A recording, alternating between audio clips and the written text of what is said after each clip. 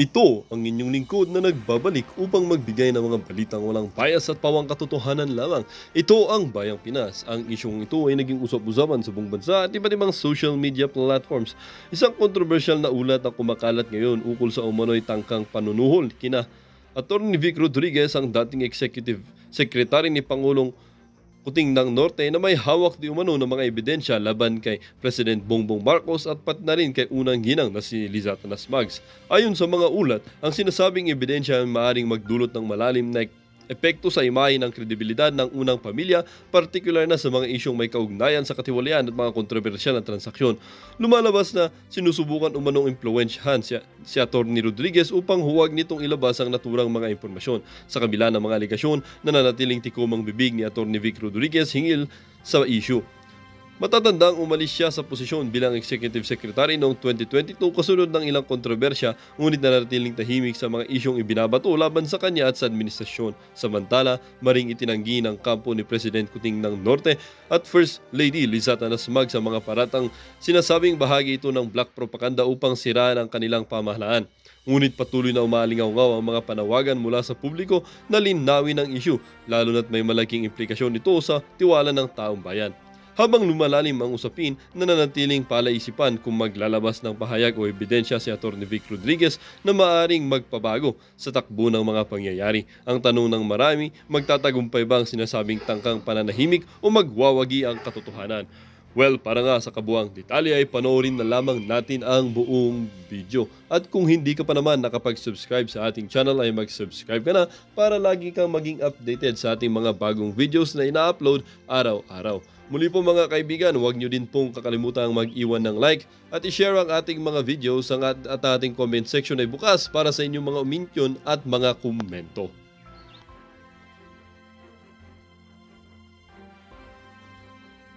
Smugs nag-offer. Okay, punta muna tayo kay Lisa Smugs kasi she is my favorite na Boljakin. Dahil siya yung ulo ng ahas. Siya ang ulo ng sindikato. Napag-alaman natin mga palangga, dahil nga nanghihina na si Kuting, okay, sa kanyang loob ay pinanghihinaan siya at talaga namang nararamdaman na ng gobyernong ito yung impact ng ating pakikipaglaban sa katotohanan.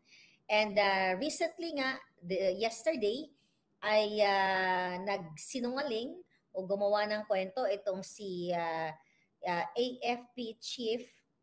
Ow, ow! Ow, ow! Parang meow eh. Brownie or Bronner, na kung saan meron daw pagbabanta ng kudeta. Alright? We will touch that later. So dahil nga dun sa mga nangyayari na ginagawa, actually wala naman, even me as a vlogger, kahit tayo ay nagbibigay ng expose dito sa inyo, wala naman tayong kasalanan kung bakit bumagsak, ang pototoy, ang trust rating and approval rating ni Kuting dahil sa ginagawa niyang kamalian, sa ginawa niyang pangbubudol sa ating bayan. So dahil naramdam nga nila ang impact ng katotohanan, kasi kung tama naman yung ginagawa nila mga palangga, definitely wala naman tayong ma-expose dito. Wala namang ichichika boom boom ang ating mga puting ahas. It just so happened na bawat kibot nila ay pangbubudol sa taong bayan. And we're talking what? 5.2 trillion, na nilulustay ng mga ginayupak na ito. Lahat sila, hindi lang si Kuting, kundi lahat ng mga nakapwesto na umahawak ng ating national budget. Dahil ramdam ni Lisa Smugs at ni Kuting, pinanghihinaan na siya. Okay? Dahil nga, hindi naman talaga siya ang presidente, kundi si Liza Ahas. Okay? At hindi na maramdaman ni Kuting ang core supporters niya. Di ba?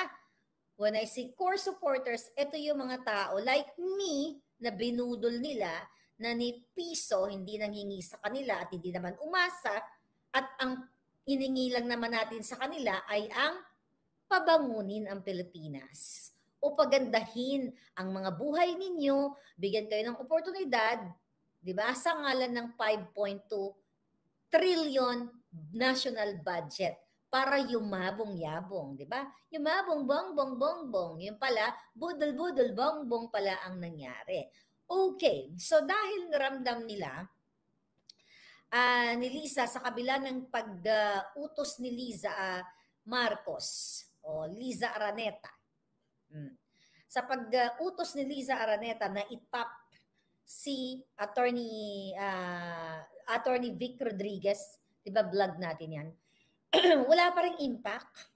Kahit anong pananakot nila kay Maharlika, pagtanim ng kaso, 'di ba, through taerna, at pagsira, pag trying to destroy my credibility sa pamamagitan ni scammer Taning na paaral ni Liza sa London, 'di ba? Wala pa ring impact. Kumbaga hindi natumba ang Fair Lady. Kaya naman, dahil hindi kinaya, okay, ito ay I wish I can show you yung evidence na yung mga grupo ni Liza Smugs. Pero kasi we have to protect our puting ahas. Dahil nakikita nila mga palang ni Ahas at ni Kuting na wala na nga silang core supporters. Kasi ang mga natira sa kanilang supporter, yung in-expose ni Sasjan, okay, yung dating police na na-expelled, tapos ng torture pala, naglagay ng torture ng kawawang biktima, di ba? Bilang police siya, kaya na-expelled siya. So yun yung mga natira na lang ng mga, sabi ko nga, mga mukhang tenga ng daga, yung mga itsura ng kanyang natirang vloggers, mga bayarang vloggers, o yung mga bulait, mga bulait girls, bulait vloggers, yun na bulait it Ilonggo, you just Google it. Okay, so dahil hindi, namimiss na ni Kuting. Namimiss mo ba ako, Kuting? Imagine, libre kayo sa akin. Ako pa ang gumastos at everything. Gawin nyo lang ang tama. Diba? Tapos, ako nga pala ang sinayang nyo. Parang si Attorney Vic, diba? Si Attorney Vic nga pala ang sinayang nyo. At namimiss mo ba siya, Kuting? We'll talk about that later. Okay?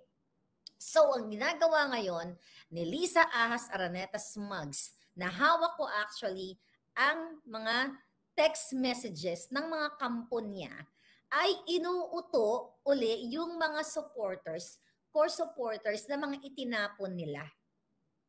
When I say tinapon, okay, matapos gumastos, not only ito mga negosyante, na, yung lahat ng mga supporters from all over the Philippines, or maybe from all over the world, okay, na ito yung mga pinangakuan nila, na pag nanalo si Kuting, ito ang gagawin natin, gagawa tayo ng tama para sa pagbangon, di ba?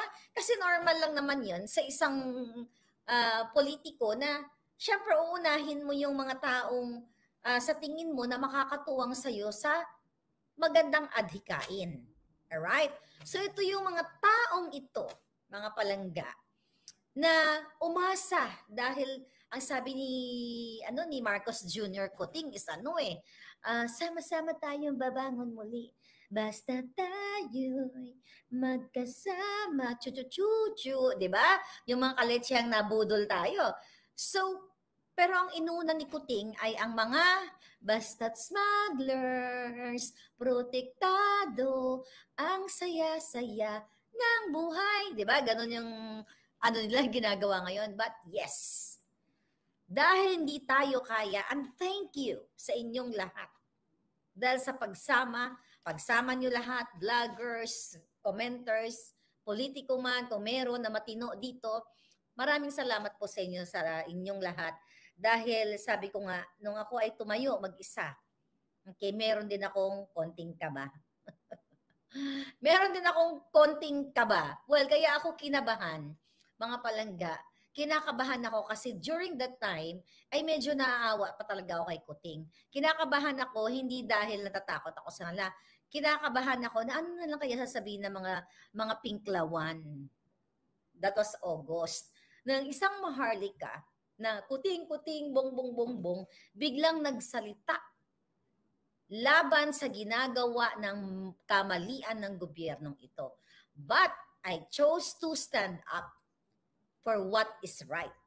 Okay? Kaya ako kinabahan sa inyo, mga Pinklawan. Now, you love me, ha? Thank you, mga palangga. And this is not about pink. This is not about yellow again. This is not about white. This is about the truth. This is about your future dyan sa Pilipinas. So, ang ginagawa ni Lisa ngayon, mga kababayan, ay mini-message niya na not siya exactly yung mga tauhan niya, itong mga binasura nila o tinapon na nila. Ino-offeran na ngayon ng pwesto. Can you freaking believe that? Ino-offeran na nila ng pwesto. Kaya nga, di ba?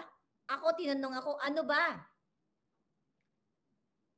Nung mga nakaraan pa, ano ang name your price? Name what sa parang whatever you want, kung ano man ang gusto mo, 'di ba? Tinanong ako. Kaya ang sabi ko, itong recent, nasabi ko mag-resign si Kuting. So ang ginagawa ngayon ni Lisa at ng mga kampon niya, mga palangga, nabasa ko yung text message, grabe hindi ko kinikerry, ang kapal ng pagmumukha niyo. Matapos yung ibasura ang mga tao, matapos yung budulin, matapos kunan ni Lisa ng pera, yung iba pong mga taong ito, ino-ofera na nila ng pwesto. Pero itong dalawang taong ito, okay, nakilala ninyo, pero hindi natin babanggitin, alright, ay nilalambing. Okay, ikaw, tanong ko sa inyo, gusto niyo pa ba mapasama dito sa budol administration? Gusto mo pa ba idikit ang pangalan mo sa budol-budol administration? Well, ako hindi.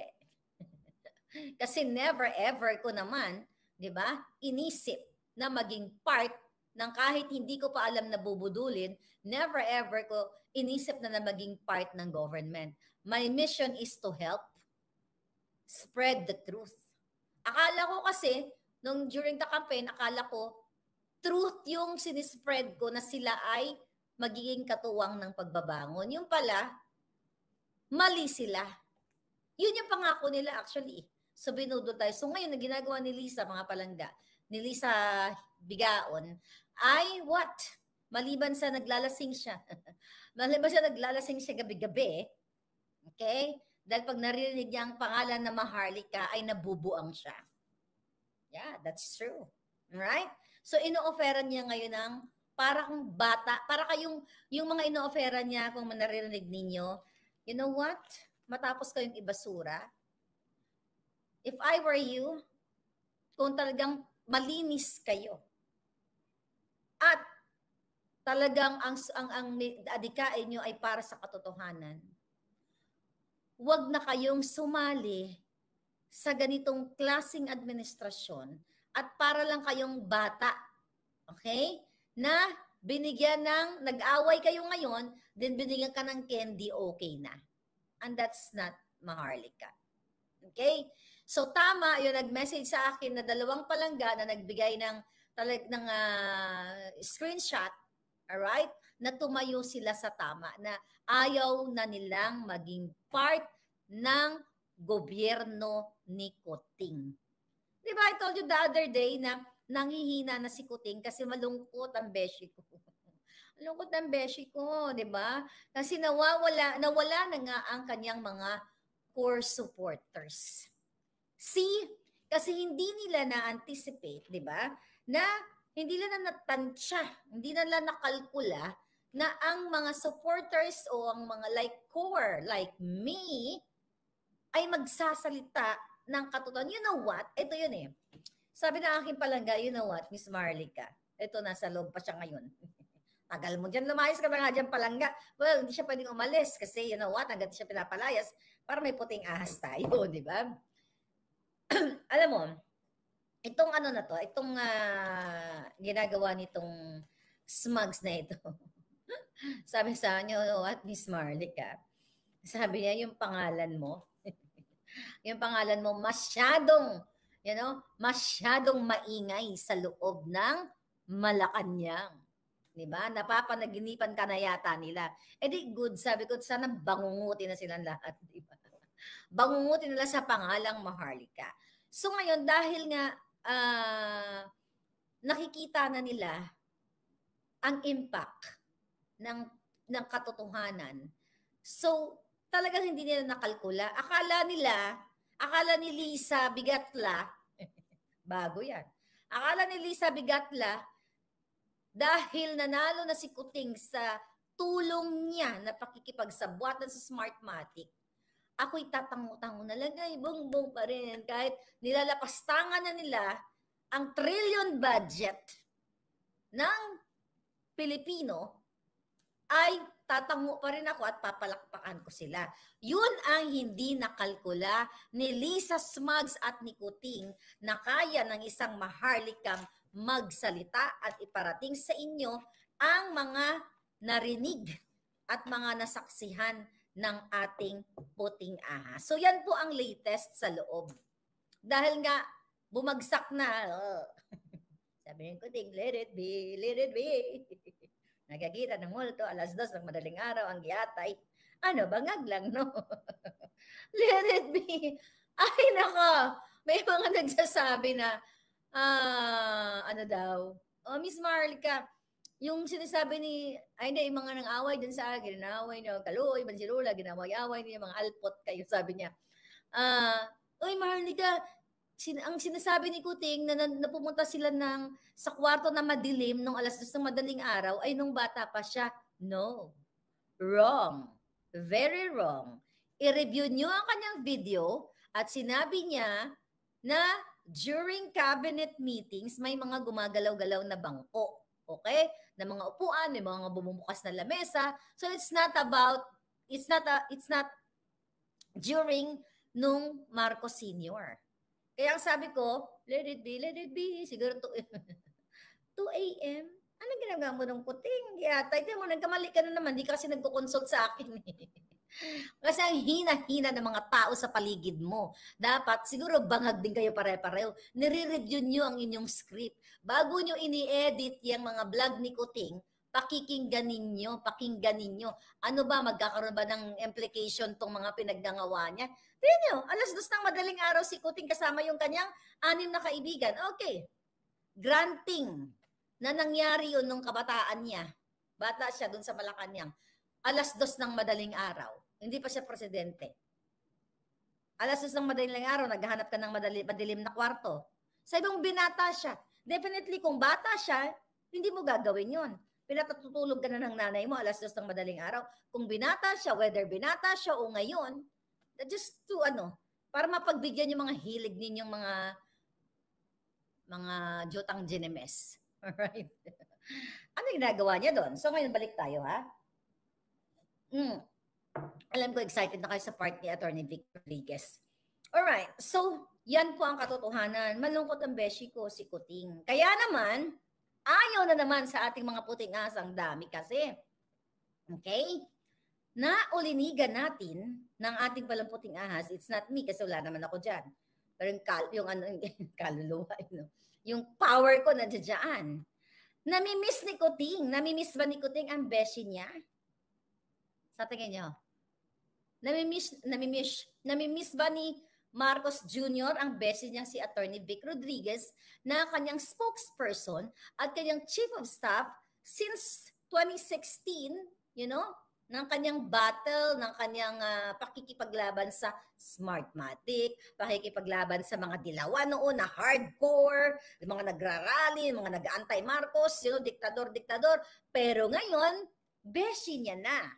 Katulad ng mga mainstream media, hindi na siya inaatake kasi bayad na ang mga bunganga nila ni Lisa Smugs. So ngayon dito kay Attorney Vic Rodriguez, napag-alaman ng ating puting ahas na namimiss niya si Attorney Vic kasi wala nang pagtanggol sa kanya na may utak.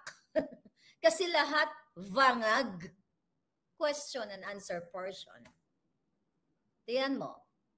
Sino sa gabinete ni Kuting ang katulad ng beshi niya na si Attorney Vic Rodriguez? May nakita ba kayo na kasing galing ni Rodriguez na pag may binato kay Kuting, diba? I wish katulad tayo ni Attorney Vic, magaling. Diba? Wala bugado yan, mga palangga. Diba? Wala. So, namimiss niya ang beshi niya. Right? Babalik ba si Attorney Vic? Yun ang hindi ko alam. Diba? Kasi namimiss niya yung beshi niya, nawalan siya ng matalinong tagapagtanggol. Kasi ultimong asawa niyang si Lisa, vangag. Okay? Vangag. Imagine niyo mga kababayan, okay? Kung bakit naging vangag si Smugs. Alright? Number. Okay, number. Kung paano naging bangag si Lisa Smugs. Imagine nyo, siya lahat ang dumidikta at siya ang presidente. Si Kuting ay tagabasa lang ng script. Naalala ninyo nung naglabas si Kuting ng price cap, price ceiling sa bigas, di ba? Ng September. Ano ang nangyari doon? Hindi alam ni joke, no? Hindi alam ng mga economic managers. Ano sabi ng economic managers ni Kuting dyan? Na-shock sila. Sino ang may gawa nun? Hindi si Kuting ang nagbigay ng price cap. Okay? Ang nag-utos nun si Lisa Smugs. Okay? So, ibig sabihin, walang matinong nakapaligid kay Kuting. Kasi nagpupulburon siguro to kayo lahat. Ano, hawa-hawa na. Then remember, October 18, balikan lang natin, na-shock din. Si Kuting naman ang na-shock. nung September, ang na-shock yung economic managers kasi naglabas siya ng price ceiling. Okay, baliktad naman ang senaryo. Pagpasok ng October 18, ang na-shock naman si Kuting. Nung naglabas na naman si Bersamin sa utos ni Lisa Smugs. Doon sa memorandum na i-hold muna ang what? Maharlika Investment Fund at pag-aaralan pa nila chuchuchucho yung IRR eklabush. So na-shock, nagkabaliktaran ng mga shock nila. So yun ay patunay na walang matino na nag-guide sa presidenteng Kuting. Kasi hawak lang niya ang pangalang presidente because sa visa ng 31 million plus Smartmatic. Pero ang totoo, he is not the deciding person. Kasi ang nagde-decide si Liza Ahas Araneta Smugs. So alam nyo rin, di ba, na kung sino ang ng gipit kay Attorney Vic Rodriguez. Okay. Binas si Attorney Vic sa pamamagitan ng kumpas ni Lisa. Alright? Anong ginawa ni Kuting? Hindi niya ipinagtanggol ang beshi niya. Okay? Kahit na sinamahan siya ng beshi niya since 2016, spokesperson, tagasangga ng mga balang binabato sa kanya. Pero ni isang word, walang narinig kay Kuting.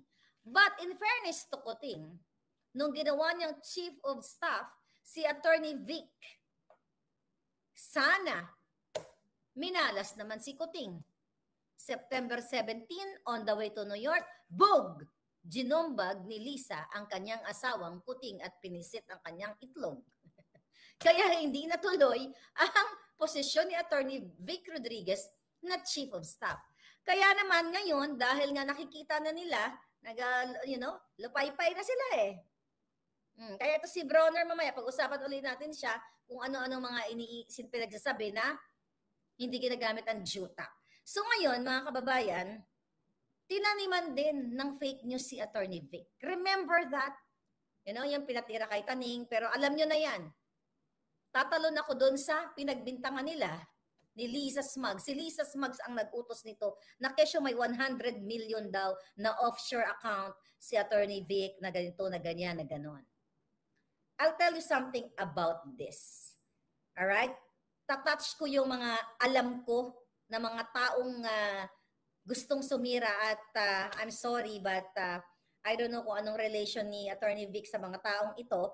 But again, ito ang chika. Isa ako sa pinadalhan ng kaibigan ni Kuting ng article para tirahin si Attorney Vic. Sinabi ko na yan sa inyo. Dito sa 100 million offshore account, yun ang kasing utos ni Lisa. Yun ang utos ni Lisa kay Taerna at kay Taning at sa iba pa. Hindi ko sinakyan yun. Even though never ever kong na-meet sa buong buhay ko si Attorney Vic. Even though nung pumunta ako sa Pilipinas, hindi nga ako nagpa-picture ni dulo ng ngiti ni Attorney Vic, man lang sana nakita si Layan ko in person.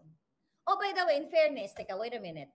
I think nung nasa headquarters ako, nagkaroon ng conference, press con, nandoon siya sa loob, doon sa may headquarters, sa baba doon. I forgot the name ng, basta doon sa ground. Nakikita ko lang siya sa glass, pero never akong dumikit ang aking alindog sa kanya. I wish na-meet ko naman yung ambeshi ni Kuting, di ba? At nang masilayan natin kung ano nga talaga yung persona. But again, isa ako sa pinadalhan ng fake news para sirain si Attorney Vic.